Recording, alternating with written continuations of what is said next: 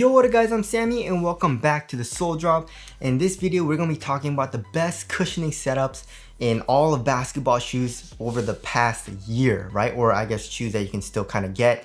But of course, cushion is a very subjective category. You know what I mean? A lot of people have different preferences in what they want in a basketball shoe, depending on their play style, depending on what they want to feel when they play basketball, you know what I mean? Traction, of course, is a lot more objective, you know. Traction is very, very good or very, very not. I guess just bad traction, you know. But cushion, you know, there are lots of different types of setups, different foams, how they feel, how they're implemented in the shoe makes it feel different. So yeah, for me, of course, what I like in the cushioning setup is pretty good court feel. Like the lower to the ground, of course, the better, but I also do like pretty good impact protection.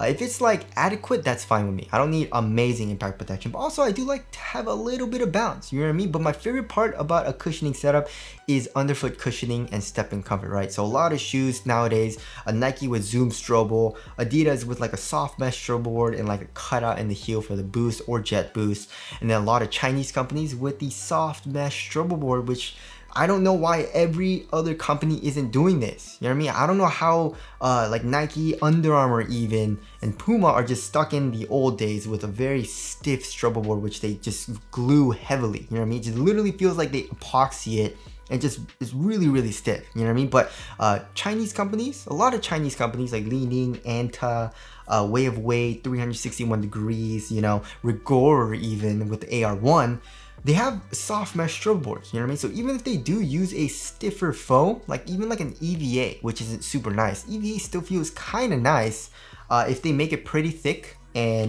with that soft mesh strobo board. So anyways, I do like underfoot cushioning, of course, with bounce, adequate impact protection, and court feel. And also another thing that I like is to have a nice soft midsole, you know what I mean? If it's super caged and very, very stiff, I don't really like it as much.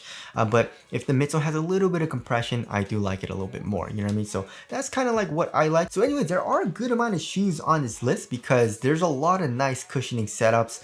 And if you guys do want to get any of these shoes, I try to leave the link in the description box if you do choose to get any of these shoes. It does help me out if you do choose to buy it through the links, and as always, thank you guys for all of the support. But yeah, let's get it started right off with the Wade AC12. So the All City 12 is really, really nice for the cushioning set because it is using full length boom. It has pretty nice court feel, but underfoot cushioning is great because it is using that soft mesh strobo board, right? So we get nice compression in the heel, nice compression in the forefoot. We do have a midfoot shin plate that it is top loaded, so it does get a little stiff in the midfoot, but that's not a huge deal. One thing I don't like, however, is it's super caged in the like midsole. You know what I mean? There's a little bit of compression, you know, but it's not amazing, right? But overall, it's a really nice cushioning setup. And also, boom is kind of bouncy, you know, so you have a little bit of bounce as well, but it's not super bouncy comparing to some of the other shoes that use boom because it's pretty thin foam, you know what I mean? So you are low to the ground. Impact protection overall is adequate too. So the AC12 is really, really nice. All right, next we got the 808-3 Ultra. So we got the regular Ultra and also we got the V2, right? So we have a full length drop-in boom setup, which is really, really nice. So step-in comfort is nice, especially in the heel. It's very, very soft. It adds a little bit of bounce as well, but because it's really, really thin, and also because it is a drop-in, you're just on full pure like boom. If you're doing harder impacts, it does hurt a little bit, especially on heel strike. So be careful with that. Also in the forefoot, it's really, really thin. So court feel is really good in this shoe, right? I feel like it's one of the lowest to the ground setups with boom. But yeah, just be careful on the harder impacts. And also another thing I don't really like about that shoe is the plastic. You know what I mean? We have a crazy plastic kind of cage in the heel. For example, I like the Kobe 8s, you know what I mean? Like the Kobe 8 Protros and the Kobe 8s because they have foam even though it still has a drop-in, you know? But the 808-3, it has plastic, so it doesn't really compress that much. It's just a little bit more clunky in the heel, which I'm not a huge fan of. Not terrible or anything like that because it does have a curved shape, but I don't really like it because it feels a little clunky in the heel, right? But overall, it's a really nice cushioning setup. Just watch out on harder impacts. Next, we got the Adidas AE1. You know, it is using a jet boost, and court feel is absolutely amazing, which I love about that shoe, and I love about that cushioning setup. But also, step in comfort and underfoot cushioning still pretty dang nice, right? There's a cutout in the heel. It's a pretty large cutout. It's a circle cutout, and also the strobe board is actually pretty dang soft. So underfoot cushion, you can definitely feel the boost underneath your foot in the heel and also in the forefoot. Impact protection overall is adequate. It's not super bouncy. You know, a jet boost isn't super bouncy, especially compared to like Boom. So it doesn't have that much bounce to it, maybe a little bit, but it's just more soft, right? So the AE1 is really, really nice, and it has one of the best court feels on this list. And next, something that feels extremely similar to the AE1, of course, is the Harden Volume 8, right? So it is a little bit thicker, right? You are a little bit higher up off the ground than the AE1. So it makes it a little bit more plush. You feel a little bit more compression right underneath your foot because it's pretty much using the same exact setup. We got jet boost, and also we have that cutout with the softer strobe board.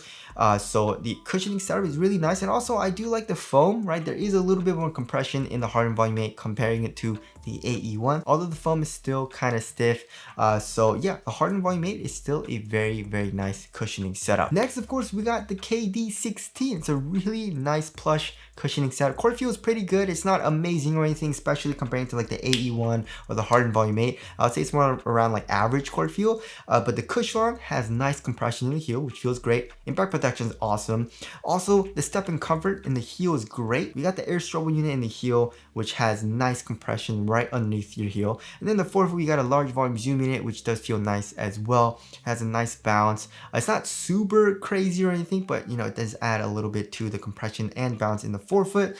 So it just balances out everything well. You know what I mean? Step in comfort, bounce, midsole compression, really nice impact protection. So the KD16 is super duper nice. All right, next we got the GT Hustle 2, which is has a full length zoom strobe unit, which of course has nice bounce, has nice step in comfort, underfoot cushioning. Also, the midsole has pretty nice compression, which feels great. Well, the court feel is still pretty dang nice. It has the best court feel out of any Nike shoe that has full length zoom strobe. You know what I mean? So that feels really nice.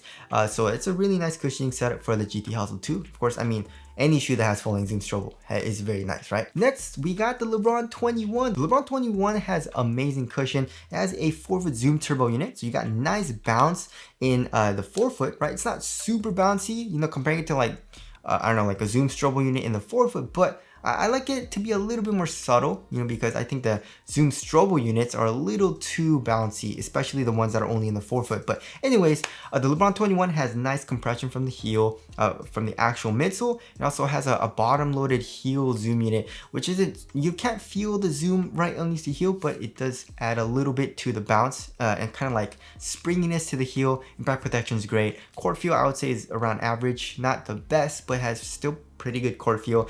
So the LeBron 21, really, really nice cushioning setup. Next, we got the Jordan Tatum 2. And I don't know, I feel like there are some people that don't like air strobe units, but I really like air strobe units, especially full length, right? And the Tatum 2 has a full length air strobe unit, which makes the underfoot cushioning really, really nice. It's very soft when you're walking around, but it does get a little bit bouncier once you start sprinting and jumping and stuff like that. Overall impact protection is great.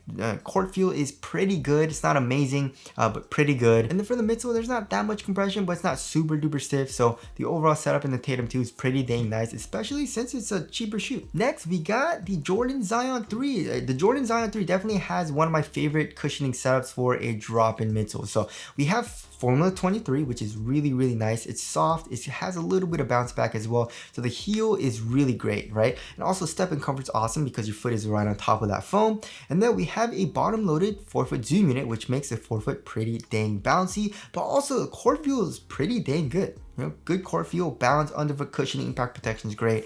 So that feels great, but of course it is a little clunky in the heel because it's just rubber, you know, so there's not actual compression from the actual midsole, you know what I mean, from the outside of the shoe. But other than that, it's a really nice cushioning setup. All right, next, we have one of the most comfortable cushioning setups in my personal opinion, which is the Anta Kai 1. The Kai 1 has amazing cushion, but I think they just blended everything really, really well together, you know what I mean? So it has amazing step and cover, you know what I mean? Just look at that struggle board. It also has full length N2 foam, but the N2 foam is actually pretty dang thick, right? So you have really good step and comfort in the heel and forefoot. foot. Underfoot cushioning is great. Impact protection is awesome, but also it's not super mushy and too soft. You know what I mean? It's still a responsive setup. Core feels pretty dang good. You have really nice compression from the heel as well. You know, they didn't cage it or anything with plastic or rubber, which I do like too. It's not super bouncy. There's a little bit of bounce. You know what I mean? N2 foam isn't super bouncy, especially comparing it to Boom, but it's really, really comfortable. So the Kai 1 has amazing cushion. And if you want the Kai 1 cushioning setup, but you want it to be a little bit more mellow, you know what I mean? It's a little bit more responsive and not as soft, then definitely go with the Anta Zap 1. The Zap 1 also has really nice cushion, but it just feels a little bit lower to the ground and a little bit less compression right underneath the foot because the N2 foam feel is probably a little bit thinner, right? But yeah, it's still really nice. It has nice heel compression. Underfoot cushioning is still really, really good, but of course, just not as much as the Kai 1, right? So the Zap 1 is still really great. Next, of course, we got the Anta Shockwave 5 Pro. So this was the shoe that Kyrie Irving was playing in before the Kai 1. So same thing, we have full length N2 foam, but with a really soft mesh board. So underfoot cushioning is really, really good. I would say it's better core feel than the Zap 1 and also the Kai 1, but also in the midsole, it's pretty caged. So there's actually not a whole lot of compression compared to the Zap 1 and Kai 1. It just feels a little bit more responsive, but still really nice step and comfort. So it's all like a little bit different feeling for the Kai 1, the Zap 1, and also the Shockwave 5 Pro, but still really, really nice nonetheless. And then next we got the Li-Ning JB2. The JB2 is the bounciest cushioning setup with foam. You know, not counting Zoom, of course, but with foam, it's using full length Boom.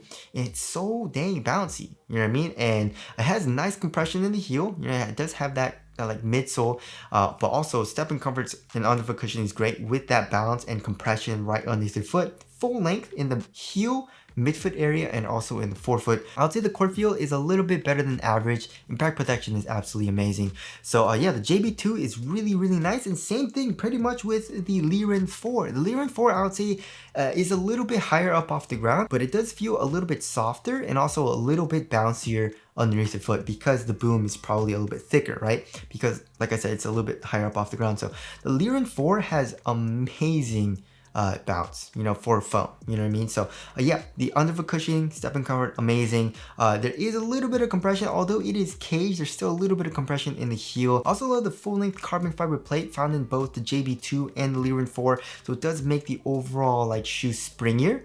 So that also adds to the cushion as well, which feels great. So yeah, those are my favorite cushioning setups so far in the past year, or I guess like shoes that you can still get right now. And of course, like I said, this list is subjective, so if you disagree with any of these shoes, tell us what your favorite cushioning setup is down in the comment section below. Of course, there are shoes like the GT Jump 2, which is crazy cushion.